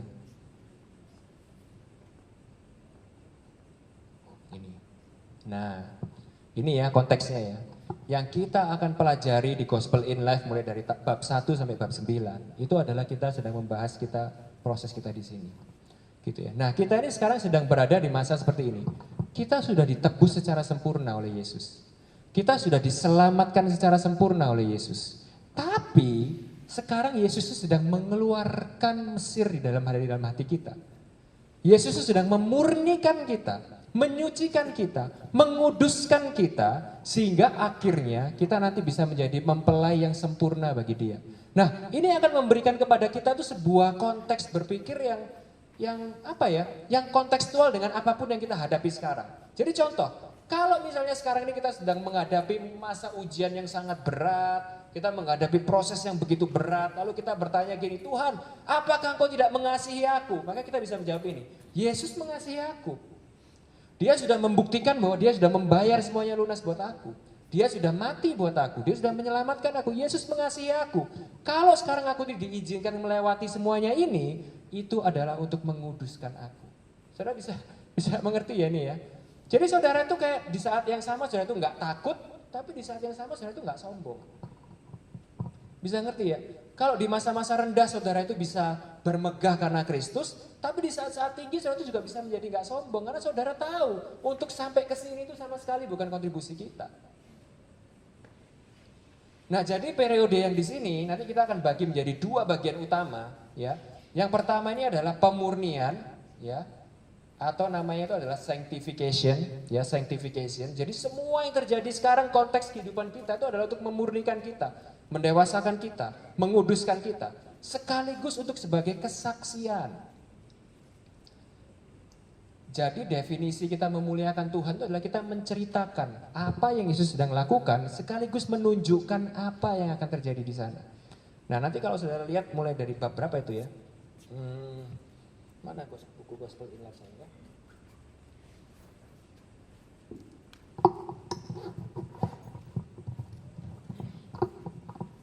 Nah, kita kalau misalnya kita melihat nanti tentang komunitas, kita akan melihat tentang kesaksian, pekerjaan, keadilan. Gitu. Kita akan semua akan melihat dengan konteks ini. Bahwa komunitas itu alat yang dimana Tuhan itu taruh untuk pemurnian kita, pengudusan kita. Itu kemarin kalau misalnya Ricky udah sempat bahas itu soal komunitas ya. Bagaimana kalau kita melihat komunitas dengan cara seperti itu akan merubah cara berpikir kita tentang gereja, cara berpikir kita tentang komsel, cara berpikir kita tentang keluarga kita. Bahkan cara berpikir kita tentang istri kita. Istri kita. Musuh alami di dalam selimut kita setiap hari. Kita akan melihat mereka dengan penuh kasih sayang. Kenapa? Karena dia adalah pribadi yang Tuhan taruh untuk menguduskan kita dan mengantar kita kepada kesempurnaan. Beda saudara. Jadi memang istri itu didesain untuk menjadi duri dalam daging. Suami juga Ci, tenang Ci, jangan ngelirik dulu. Suami juga saudara-saudara ya, suami juga. Oke? Suami juga adalah duri dalam daging bagi istri. Untuk apa? Karena Paulus bilang di dalam kelemahanlah kuasamu justru sempurna dalam kehidupan aku. Nah, kan kekudusan. Saudara, oke? Nah, kita akan lihat itu ya. Nah, jadi sekarang konteksnya di sini kita ini sedang hidup apa ya? Sebagai manusia baru tapi masih bergumul dengan dunia yang hancur. Saudara bisa mengerti nggak maksud saya? Kita ini manusia yang baru, hati yang baru, tapi sedang hidup di dalam dunia yang hancur. Masih sisa-sisa Mesir itu masih ada. Kita masih bergumul dengan sisa-sisa natur dosa dalam kehidupan kita. Makanya Paulus pernah teriak seperti ini, celakalah aku yang tinggal di dalam tubuh yang fana ini. Aduh, aku nih gak mau ngelakuin apa yang aku nih justru lakuin. Aku nih justru ngelakuin apa yang aku nih gak mau lakuin. Waduh, gimana aku ini? Daging itu lemah, roh itu kuat. Gitu saudara ya. Ini kata-kata yang sering diucapkan para suami gitu ya. Mau apa lagi istriku, daging itu lemah, roh itu kuat gitu ya. Oke? Nah ini kenapa? Ya karena ini saudara, karena kita ini lagi hidup di periode ini. Kita ini manusia yang baru, udah diselamatkan dengan hati yang baru, tapi masih bergumul dengan natur-natur dosa. Makanya dalam beberapa minggu yang lalu kan saya udah pernah sharing. Salah satu tanda kita adalah orang Kristen yang sejati. Keselamatan Tuhan itu ada, Roh Kudus itu bekerja dalam diri kita adalah setiap hari kita pasti akan berperang melawan natur dosa dalam kehidupan kita. Setiap hari kita ini akan justru semakin sadar akan betapa sombongnya kita, egoisnya kita, bahwa kita ini berantem terus sama istri kita bukan karena dia cerewet, tapi karena kita yang egois, itu kita akan sadar. Setiap hari, itu the paradox of Christian living, paradoks kehidupan kekristenan. Justru saat kita ini tahu kita diselamatkan, justru saat kita ini tahu kita ini dibenarkan, kita ini semakin sadar akan betapa kita ini masih bergumul dengan natur-natur dosa dalam kehidupan kita. Sampai di sini clear ya. Nah nanti di sini tuh ya masuknya komunitas dan lain-lain itu dalam konteks itu. Nah hari ini saudara, hari ini ya, bab pertama saudara sudah baca ya, kota Yeremia berapa itu? 29 ayat 7. Nah saudara mesti tahu, kita ini adalah orang-orang pilihan, orang-orang benar yang masih bergumul di dalam dunia yang hancur karena dosa. Itu adalah gambaran yang terjadi pada zaman Yeremia. Nah ini sekali lagi, membaca Alkitab perjanjian lama dengan kacamata Injil. Nah apa yang terjadi di kitab Yeremia ini adalah gambaran itu saudara. Saudara bayangin ya, saudara ini adalah bangsa Israel. Bangsa Israel waktu itu adalah bangsa yang sangat bangga dengan statusnya. Ya, kalau ada nasionalisme yang tinggi, bangsa Israel itu nasionalismenya yang paling tinggi. Tahu kenapa? Karena Tuhan itu berbicara langsung kepada mereka. Kalian itu adalah bangsa yang kupilih. Bangsa yang diurapi, bangsa pilihan. Aku tidak memilih engkau karena engkau itu besar. Aku memilih engkau itu karena engkau adalah kepunyaanku, kesayanganku. Sehingga bangsa Israel itu pada waktu itu punya kebanggaan yang luar biasa akan status mereka sebagai bangsa Yahudi. Belum lagi pada zaman itu, zamannya Daud segala macam, mereka itu sedang melewati masa-masa kejayaan. Perang gak pernah kalah saudara, bayangin. Perang gak pernah kalah, kenapa? Bukan karena faktor yang lain loh, karena Tuhan tuh mengikuti mereka terus. Saudara bisa bayangin ya, saudara punya bayangin bahasa kerennya itu bragging rights. Bagaimana saudara itu bisa bragging. Tukaran sampai aku gak orang yang bisa menang gitu ya. Kenapa? Setiap kali orang berantem sama kita, punya Tuhan, punya Tuhan. Bisa ngerti ya saudara ya? Misalnya nih, jangan ngomongin orangnya ya, ini perumpamaan kok saudara, nggak aslinya nggak gitu. Misalnya nih, tiba-tiba saya ini pernah dengar gitu ya, bahwa ternyata pekerja kesayangan Pak Chandra di tempat ini itu adalah saya gitu misalnya. Pernah keceplosan saya dengar gitu. Kenyataannya enggak saudara, saya ini paling sering dimarahi gitu ya. Oke, Pak Chandra paling sayang sama aku. Apa yang terjadi saudara? Berantem sama Ciwiwi, apa sih, gak pedih aku, Pak Chandra belani aku, misalnya gitu. Saudara bisa ngerti ya, bangsa Israel itu punya seperti itu, bragging rights. Nah tapi suatu hari saudara, ya nggak suatu kali sih, beberapa kali, tapi khususnya dalam hal ini, bangsa Israel itu berpaling daripada Tuhan, nyeleweng, melenceng daripada Tuhan. Lalu yang terjadi itu apa? Tuhan itu memproses mereka, dengan cara apa ini, saudara, perhatikan baik-baik ayat ini. Mereka dibuang ke tanah Babel, ya, ke tanah Babel. Jadi mereka tuh dibuang ke tanah Babel dengan cara apa? Dengan cara bangsa Babel tuh perang mengalahkan mereka, menjajah mereka. Lalu bangsa Babel tuh gini, saya pilihin yang bagus-bagus, ya, saya pilihin yang bagus-bagus, yang cakap-cakap, yang ahli-ahli, yang pinter-pinter, dikumpulin jadi satu, dikirim ke bangsa Babel, lalu di brainwash dengan mereka, sama mereka. Kalau saudara ingat ceritanya Daniel, apa yang Daniel itu tolak? Satu, menolak untuk menyanyikan lagu-lagu untuk raja. Dua, menolak untuk makan makanan raja. Tiga, menolak untuk tunduk kepada raja. Apa yang sedang dilakukan oleh Babylon? Babylon ini sedang merubah hidup mereka. Dirubah cara makannya, dirubah cara nyanyinya, dirubah apa yang dipelajari, dirubah sampai semuanya, sampai peraturan-peraturan dirubah. Tujuannya untuk apa? Menjadikan bangsa Yahudi ini sebagai bangsa Babel. Saudara bisa mengerti ya? Nah, yang mengejutkan adalah di sini, saudara. Yang mengejutkan adalah di sini. Pada waktu bangsa Babel itu sedang dalam, bayangin ya, saudara, dalam perjalanan. Dulu belum ada Gojek, saudara ya. Mereka tuh lagi jalan, ditawan ke Babel. Tiba-tiba Tuhan itu berfirman lewat Nabi Yeremia. Berkata seperti ini, usahakanlah kesejahteraan kota kemana kamu aku buang. Dan berdoalah untuk kota itu kepada Tuhan. Sebab kesejahteraannya adalah kesejahteraanmu. Saudara bisa mengerti ini ya konteksnya ya. Bangsa Israel ini dibuang kepada bangsa penyembah berhala, kepada bangsa yang menjajah mereka, kepada bangsa barbar yang jahat, yang menghancurkan mereka akan dijajah di sana. Tapi Tuhan berbicara seperti ini, usahakanlah kesejahteraan mereka. Kemana kamu aku buang. Dan berdoalah buat mereka, sebab kesejahteraan mereka adalah kesejahteraanmu. Saudara bisa melihat ya, ini tuh gambaran. Ini tuh gambaran kita sekarang. Bagaimana kita ini adalah orang-orang terpilih, orang-orang yang diselamatkan. Tapi kita ini masih diizinkan Tuhan untuk berada di kota yang hancur, Babylon, gambaran dunia. Di mana kota ini tuh tempat di mana kita berada sekarang, dunia di mana kita berada sekarang itu penuh dengan nilai-nilai yang bertentangan dengan kita. Saudara bisa mengerti ini? Dan Tuhan tidak menginginkan seperti ini. Nah, yang terjadi di dalam kejadian Yeremia tadi, kalau saudara baca ceritanya ya, ada seorang nabi yang bernama Hananya. Om Eko mungkin ingat ceritanya. Ada seorang nabi yang bernama Hananya. Pada waktu Yeremia ini bilang seperti ini, Hananya langsung bilang seperti ini. Wits, salah itu, salah, nggak benar. Tidak mungkin Tuhan itu mau kita hidup di Babylon, tidak mungkin. Tidak mungkin, ayo sekarang ya kita kumpul semuanya. Siapa yang tidak mau dengerin Yeremia gitu ya, siapa yang tidak mau pilih Yeremia, ikut aku. Kita sama-sama meninggalkan Babylon. Tidak mungkin Tuhan itu mau kita tinggal di Babylon. Tapi Tuhan marah, Tuhan murka. Tuhan bilang bahwa Hananya ini adalah sesat. Nah, saudara udah baca bukunya ya. Ini adalah gambaran kita saudara. Ini adalah gambaran kita. Jadi kalau saudara itu lihat, ya, ini nyambung sama bab 2. Bab 2 kita akan bahas ini lebih dalam. Oke, saya hampir selesai di sini. Bab 2 kita akan bahas lebih dalam. Sama-sama kita buka di Lukas 15 ayat 11 sampai 32. Ya, Lukas 15 ayat 11 sampai 32.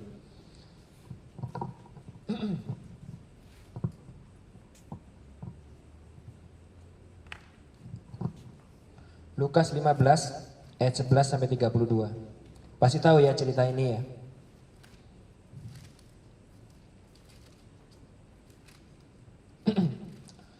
Saudara masih bisa ngikutin sampai di sini? Saya kecepatan? Enggak, oke ya, masih oke saudara ya. Ini komsel, jadi kalau misalnya ada yang kurang jelas atau apa, boleh langsung angkat tangan, mungkin tanya atau mau sharing sesuatu gitu ya.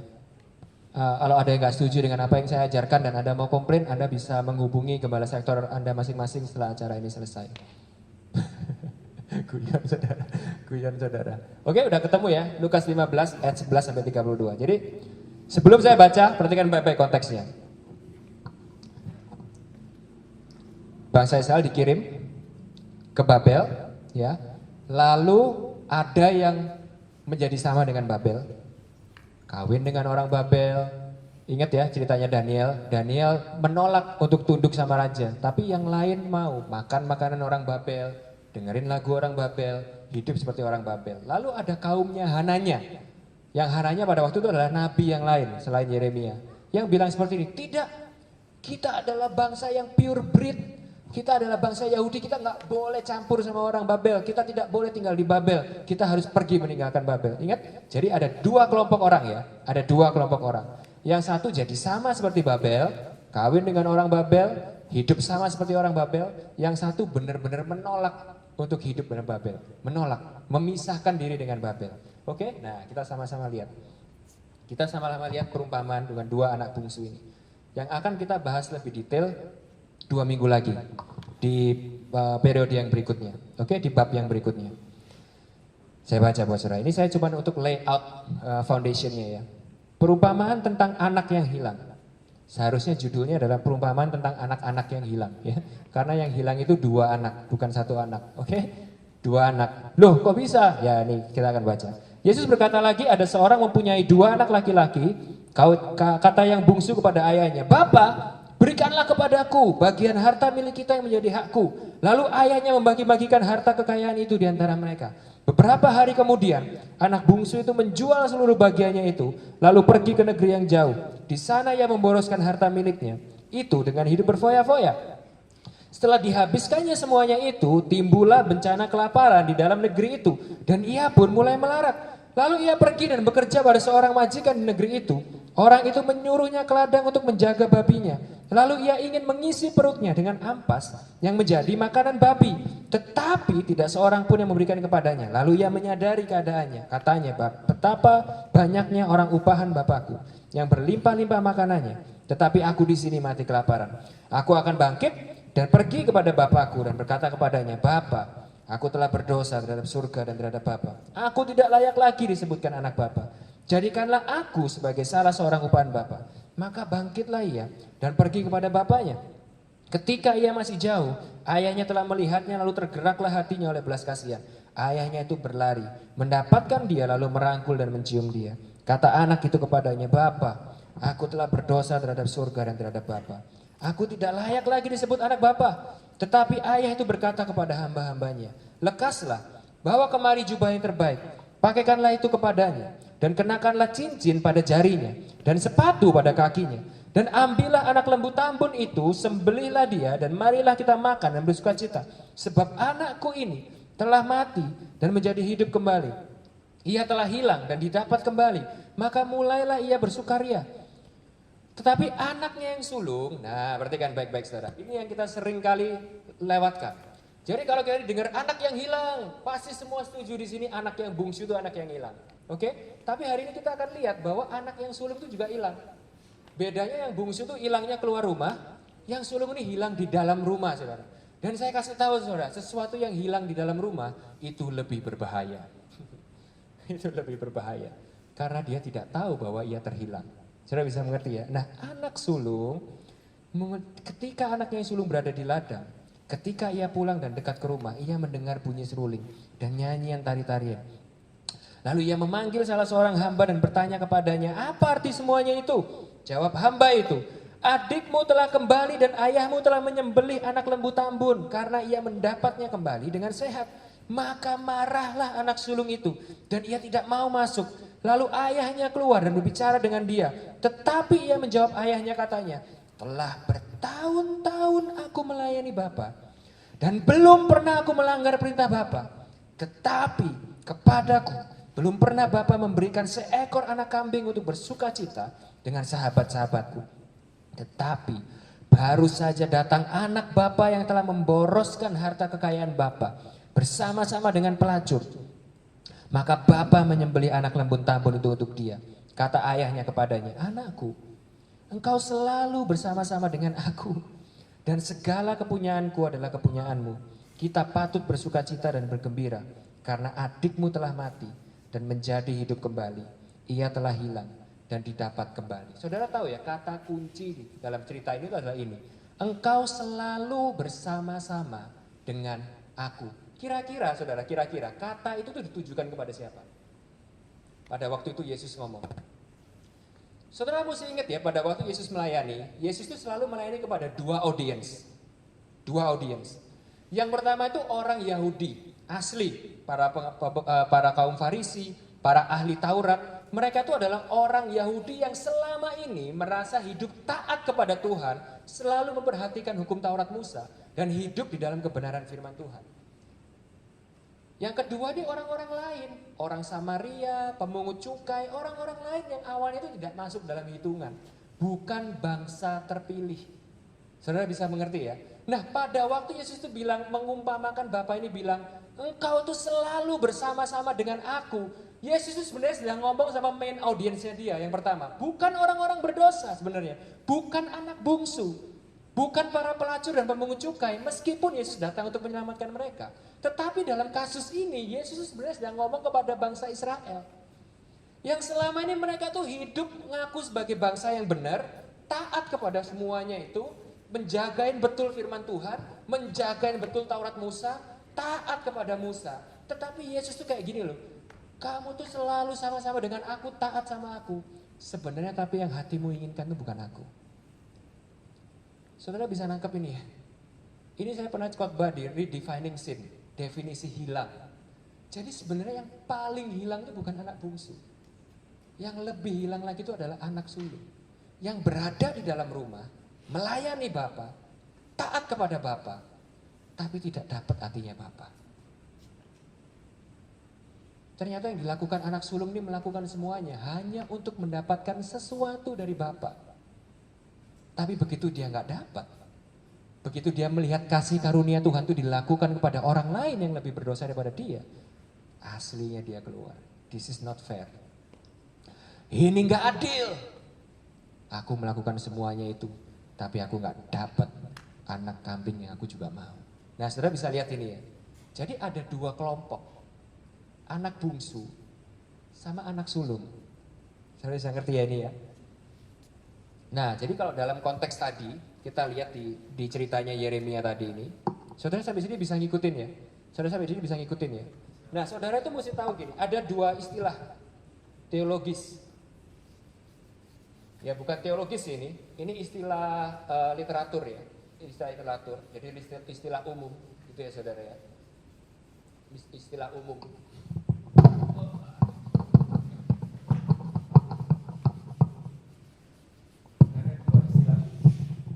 Dua kelompok pendekatan manusia kepada Tuhan.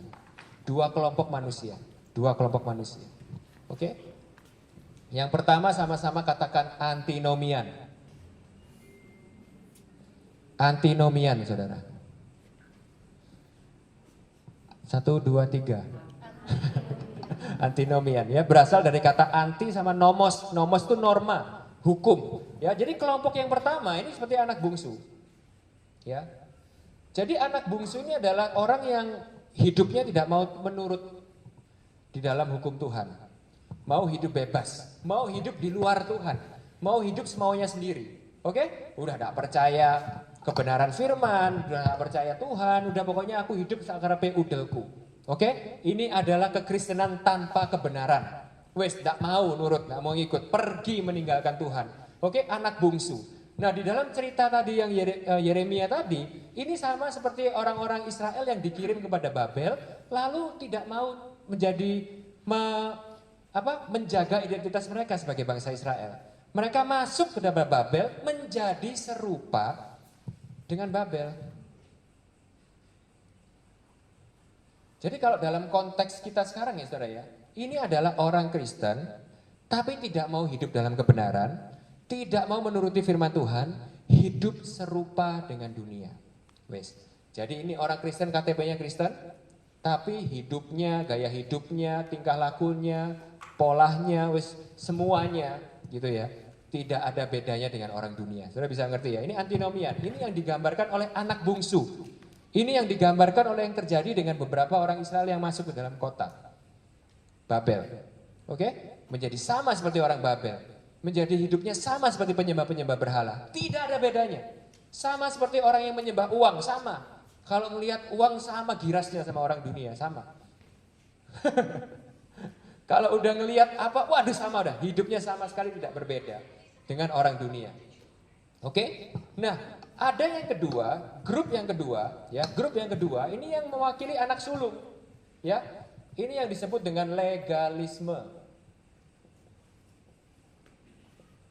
Legalisme atau bahasa simpelnya agamawi. Siapa ini? Ini adalah anak sulung, saudara. Ini adalah orang yang menghidupi kebenaran tanpa kasih. Jadi kalau yang ini itu tanpa kebenaran, jadi Kristen, tapi nggak apa-apa. Homoseksual itu nggak apa-apa. Menerima apa adanya. Nggak apa-apa kamu hidup seperti itu, tidak apa-apa. Tuhan mengasihi semua orang, nggak apa-apa. Nggak apa-apa, kamu bisa, waduh terserah, nggak apa-apa. Kamu bebas melakukan apa aja, nggak apa-apa. Tidak ada bedanya dengan dunia. Yang ini sebaliknya, anak sulung membenci dunia, membenci kota, menolak untuk menjadi satu dengan kota, menolak memisahkan diri dari kota, menghakimi kota. Saya bisa mengerti ya ini ya, anak sulung. Ini yang Hananya tadi bilang, tidak mungkin Tuhan mau kita tinggal di dalam kota ini.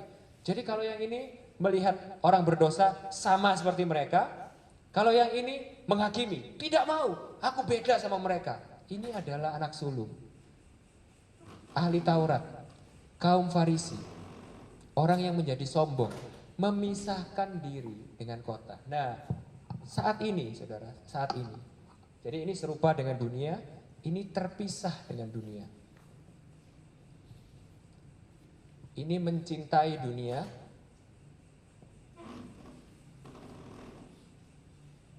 ini membenci dunia.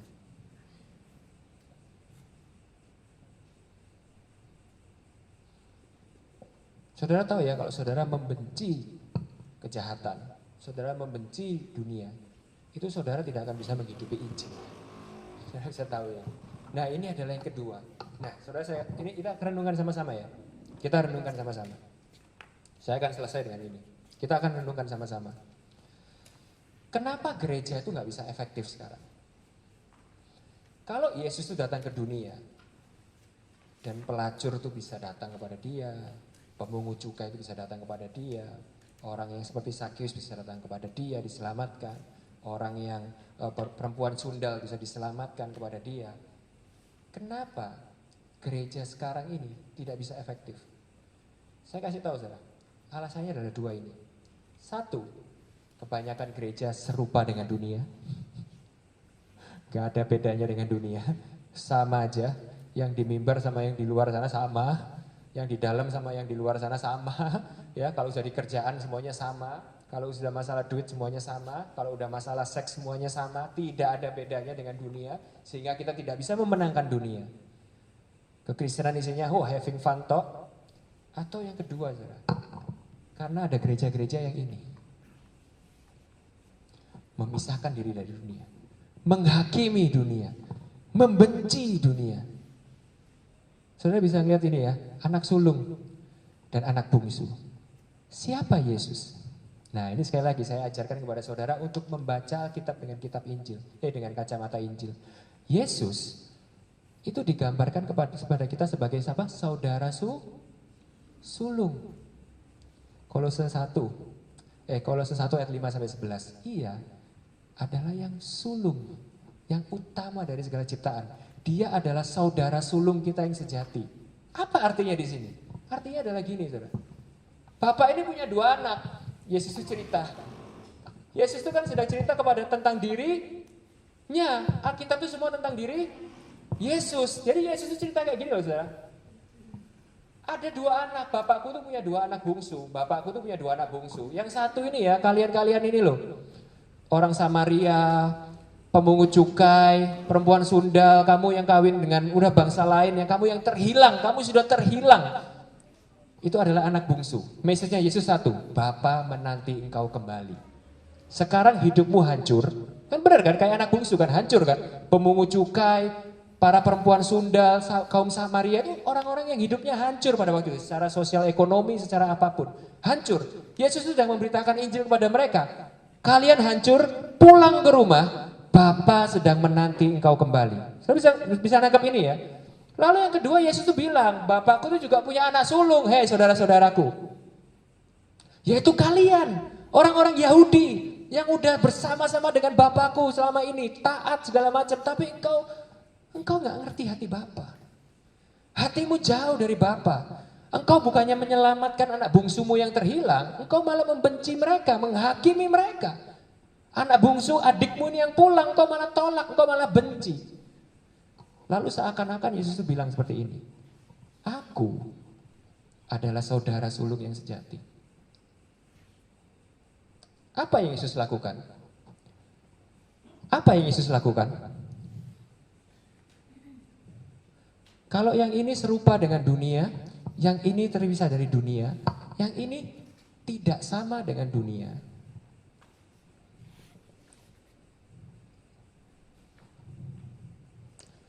Filipi 2.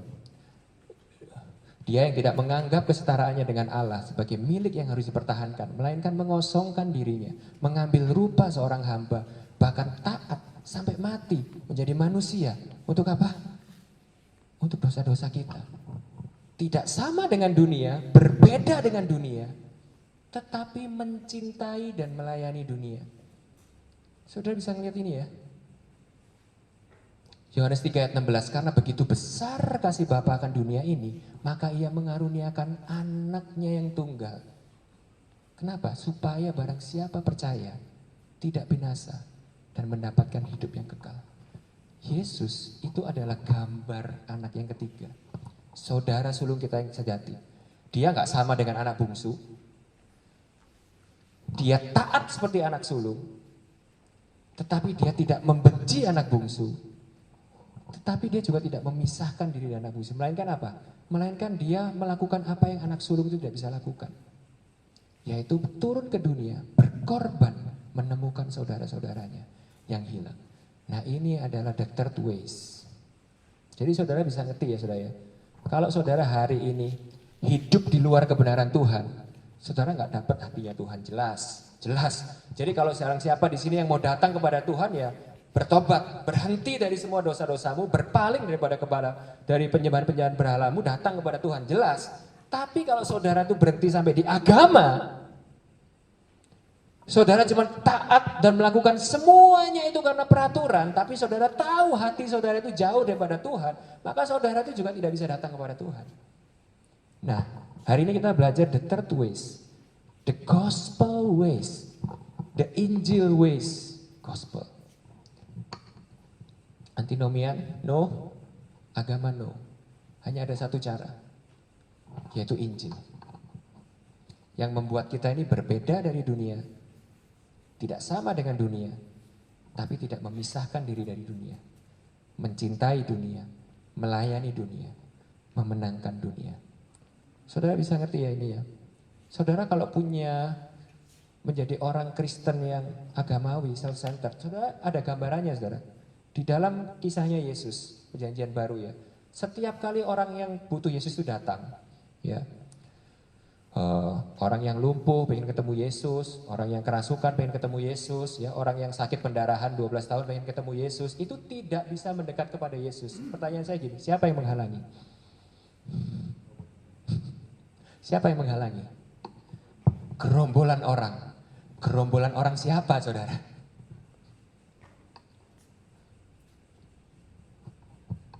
Saudara bisa mengerti ya? Saudara bisa mengerti ya? Agama itu hanya menghalangi orang datang kepada Yesus. Injil yang membuka jalan untuk orang itu datang kepada Yesus. Jadi saudara, jadi saya pengen undang saudara sama-sama baca ya, bahasa Indonesianya yang bawah ya. Terlalu kecil, nggak bisa kelihatan. Yang bisa kelihatan baca sama-sama saya ya. Tim Keller, penulis buku yang kita baca ini berkata seperti ini. Untuk menemukan Tuhan, kita harus bertobat dari segala dosa kita. Tapi bila kita berhenti di situ, maka kita hanya akan menjadi anak sulung. Yang tebal dibaca sama-sama 1, 2, 3. Tetapi untuk menjadi orang Kristen yang sejati, kita juga harus bertobat dari kebenaran kita sendiri. Ini perenungan, kalibrasi hati. Kalibrasi hati. Jangan-jangan kita selama ini segala kebenaran kita itu menjadi sebuah kesombongan bagi kita. Aku loh sudah taat. Aku loh sudah melayani Tuhan. Aku loh sudah melakukan ini. Aku sudah melakukan itu. Aku sudah melakukan banyak buat Tuhan. Aku sudah berkorban banyak banyak buat Tuhan, tapi aku gak dapat apa-apa. Tuhan mana semuanya? Jadi kadang untuk menjadi orang Kristen yang sejati, kita bukan hanya perlu bertobat dari hal-hal buruk yang kita lakukan, tapi kita juga perlu bertobat dari hal-hal baik yang kita lakukan, yang menjadi kesombongan buat kita, yang menghalangi kita untuk datang kepada Tuhan. Jadi yang terakhir kesimpulannya, melihat kota dengan Injil, kacamata Injil, yang satu ya. Jadi kita akan mencintai dan melayani kota kita. Love and serve, mencintai dan melayani kota kita. Meskipun kota itu jahat, meskipun kota itu tidak sesuai nilainya dengan kita, meskipun kota itu mungkin adalah anak bungsu bagi kita, tapi kita mengikuti teladan anak sulung yang sejati. Kita melayani dan mencintai kota kita. Yang kedua, kita jadi percaya, kita jadi tahu setelah kita belajar tadi narasi Alkitab, nanti di buku yang kita baca di pertanyaan perenungannya juga ada itu. Kita jadi tahu bahwa sebenarnya kita ini butuh kota, kita ini butuh dunia yang gak sempurna ini. Untuk apa? Untuk pemurnian dan pengudusan kita, sehingga membuat Injil itu semakin nyata bagi hati kita sendiri. Contoh, Timothy Keller ngasih sebuah ilustrasi yang bagus banget ya. Timothy Keller itu bilang seperti ini, kalau saudara tuh lihat di kota saudara tuh akan melihat banyak orang tuh yang jauh lebih hebat daripada saudara. Jauh lebih hebat, jauh lebih pinter, jauh lebih lihai, jauh lebih kaya, jauh lebih dalam tanda kutip ya, layak untuk diselamatkan daripada saudara. Jauh. Sehingga akhirnya pada saat kita ini melihat kota, kita ini akan semakin sadar betapa istimewanya Injil itu bagi kita. Bahwa benar-benar kita ini diselamatkan karena kasih karunia. And it humble us. It breaks our heart. Itu membuat kita ini menjadi orang yang berbeda. Saudara bisa mengerti ya, ini proses pengudusan. Dan saat kita ini diproses dengan orang-orang yang gak sempurna dalam kehidupan kita, istri kita, anak-anak kita, anggota komsel kita yang nyebelin, mungkin orangnya ada di ruangan ini malam hari ini, atau mungkin orang itu adalah gembala komsel saudara, siapapun itu ya. Kita tahu kita ini ditaruh di dunia yang gak sempurna ini, kita tahu, kita perlu itu semua untuk apa? Untuk kita ini semakin dikuduskan dan disempurnakan. Menjadi semakin serupa seperti Yesus. Kenapa? Karena Yesus juga mati buat kita bagi orang-orang berdosa. Saudara bisa mengerti ya, bisa mengerti maksud saya. Jadi kita ini langsung punya konteks yang berbeda dalam kita tuh melihat hal-hal ini. Lalu yang ketiga, ya kita ini langsung bisa tahu bahwa kita ini sedang berada di dalam misi perdamaian Kristus bagi dunia ini. Sehingga akhirnya setiap hari kita bekerja, setiap hari kita komsel, setiap hari kita ketemu teman-teman kita ini punya mindset bahwa aku mencintai melayani kota ini supaya aku bisa memenangkan kota ini. Memberitakan berita Injil yang begitu luar biasa yang sudah aku ini terima lebih dahulu.